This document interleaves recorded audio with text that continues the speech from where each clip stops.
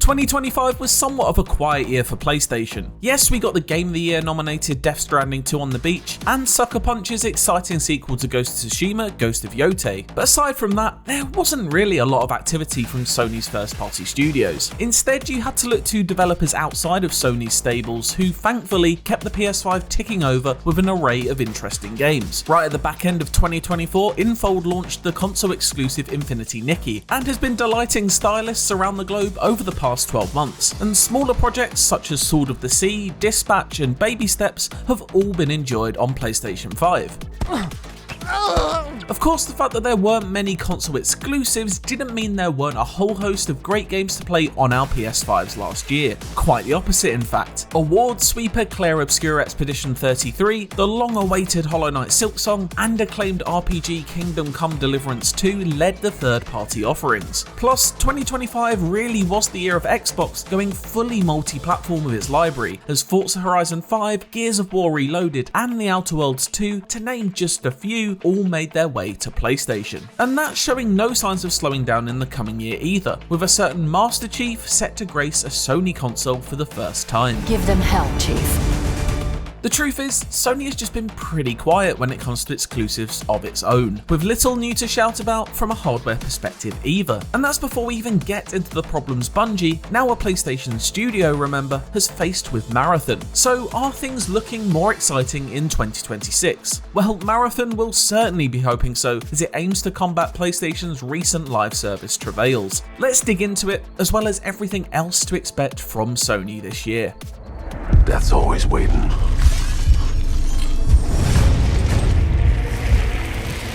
Just not for me.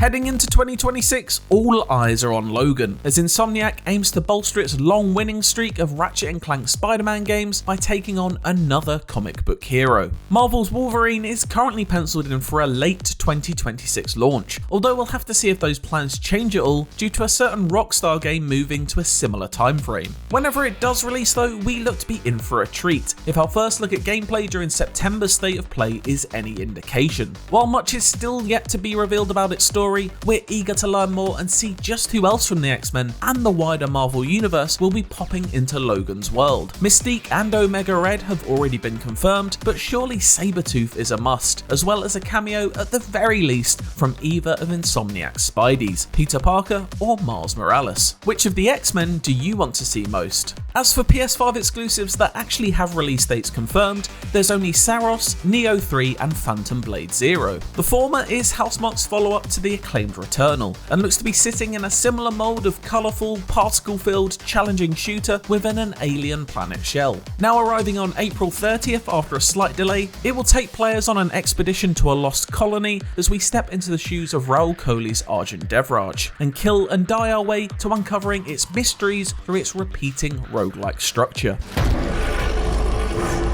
Neo 3 is a console exclusive for PlayStation, as it's also arriving on PC when it launches on February 6th. A chronological sequel to the events of the series' first game, Team Ninja is back with a fresh dose of its own brand of punishing Souls-like action in feudal Japan. Things are being shaken up this time though, thanks to the introduction of a ninja playstyle, which promises to control completely differently from the traditional samurai option. Trust a studio called Team Ninja, which is also responsible for the Ninja Gaiden series, to want to add ninjas to Neo. That's enough ninjas for one sentence, I think. Phantom Blade 0 is a hotly anticipated wuxia action RPG coming from Chinese developer S-Game. The lead character is called Soul, so you can probably guess what genre this project also borrows heavily from too. I can confirm this myself after briefly going hands-on with it at Gamescom 2025, and I found that there is indeed plenty of punishing combat with a complex skill set to master. But there are other action game influences too, so the combat tempo is much higher than in your typical Souls-like. Up for some punishment? Well, you'll have to hold on a little longer yet, as Phantom Blade 0 will be released on September 9th.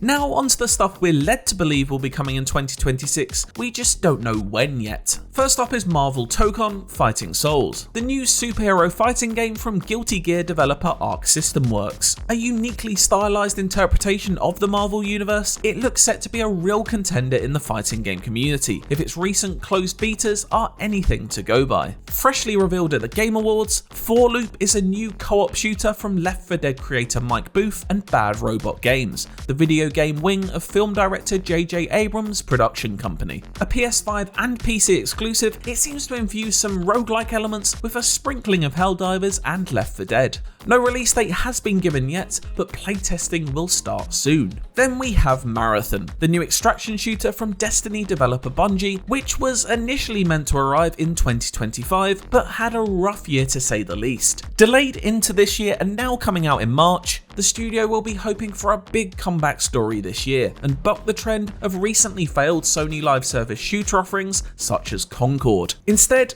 it'll be looking to the likes of the wildly successful Arc Raiders and PlayStation's very own Helldivers 2 for a template to follow. Shooter pedigree doesn't come much stronger than Bungie though, so let's hope it can turn around those initial impressions. The dream is not over. Speaking of live service shooters, Fair Games is reportedly still in development at Haven Studios, despite the departure of its founder Jade Raymond in May of 2025, and even more recently, the game's creative director Daniel Drapeau leaving in September. With still no gameplay to be seen and no sign of a release date for this competitive heist shooter, serious questions now have to be raised about whether it will ever see the light of day. Laser swords more your cup of tea?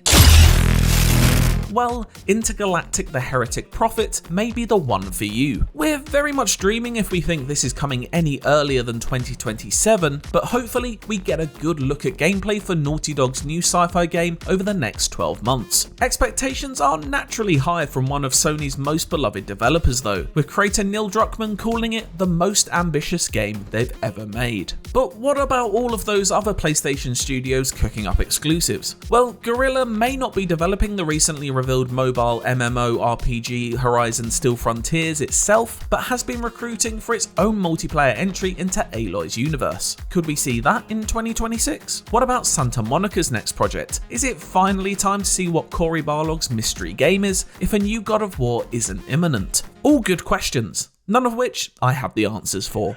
What's your name? Jason Duval. I seen you here before. You might have.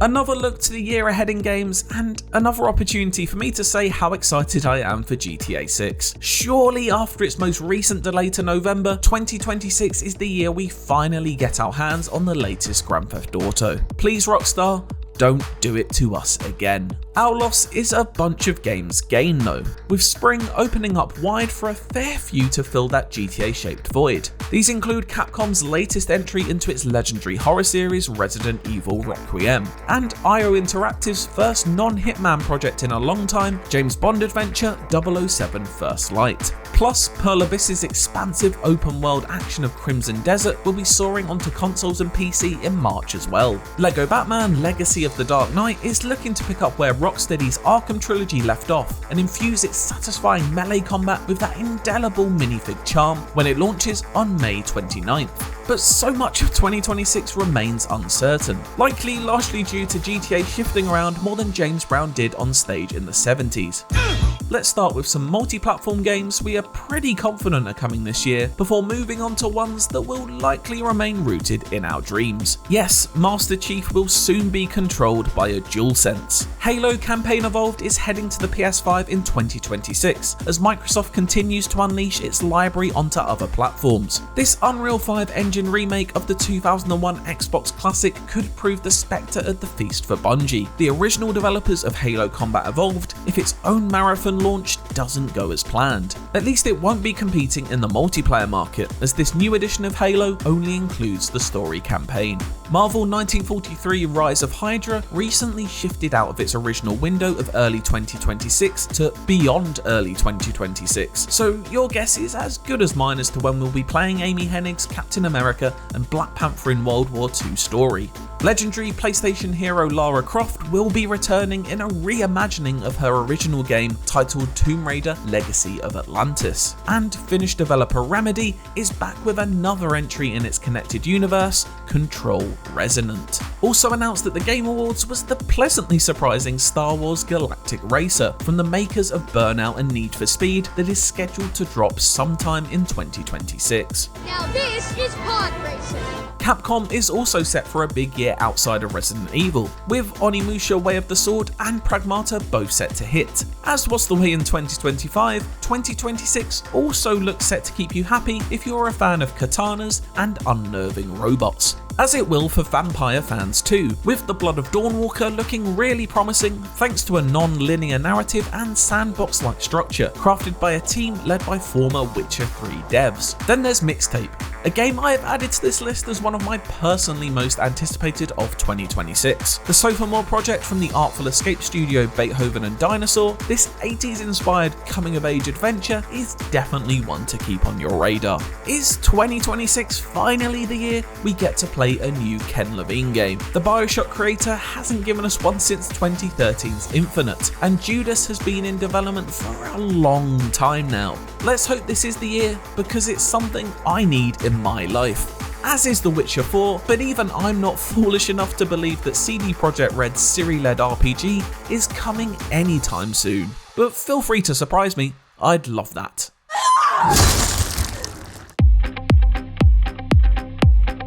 We're not necessarily expecting any big hardware splashes this year, with the next console generations theoretically not due until late 2027 at the earliest. Sony tech wizard and, most importantly, creator of Knack, Mark Cerny, did recently discuss new graphics capabilities in a discussion with AMD, which sparked PlayStation 6 speculation into overdrive, but it's still likely a couple of years away at least. Results are quite promising, and I'm really excited about bringing them to a future console in a few years' time. Rumours are also abound of a new PlayStation handheld, after suggestions were made over the past summer that Sony could even be following Nintendo's blueprint for the Switch and turning the PS6 into a hybrid home and portable console. Of course, this is all just wild speculation, but with powerful hardware only reducing in size and cloud capabilities ever growing, it doesn't feel like too much of a stretch to imagine. As I said though, we're still quite a way off hearing anything concrete in regards to the future of PlayStation hardware. And that's everything we know, along with a few guesses thrown in about what to expect from PlayStation in 2026. What games are you most excited for this year? Let us know in the comments below. And for everything else throughout 2026, keep it locked to IGN.